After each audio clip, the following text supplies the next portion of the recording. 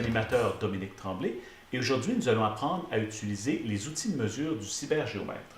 Donc pour commencer, je vais utiliser la demi-droite, comme ça ici. Je vais tracer une demi-droite et une deuxième demi-droite qui a le même sommet que la première, de manière à obtenir un angle.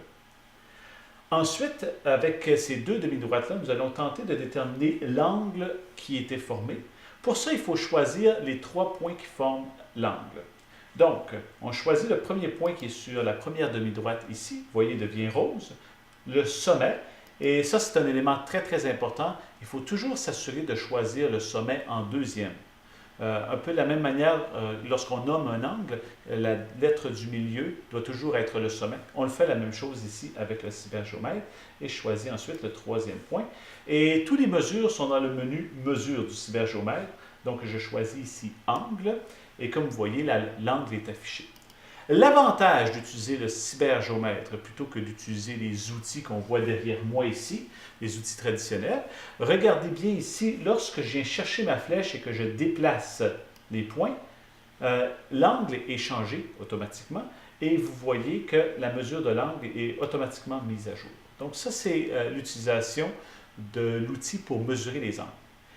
C'est aussi possible de mesurer la longueur des segments de droite. Donc, je vais me créer ici une nouvelle esquisse et je vais tracer des segments de droite. Disons, on va se tracer un triangle.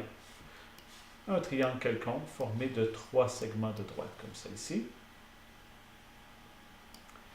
Et là, ce que je vais faire, c'est que pour mesurer la longueur d'un segment, tout ce que j'ai à faire, c'est de venir ici avec la flèche, de choisir le segment de droite, d'aller sur Mesure et de choisir Longueur.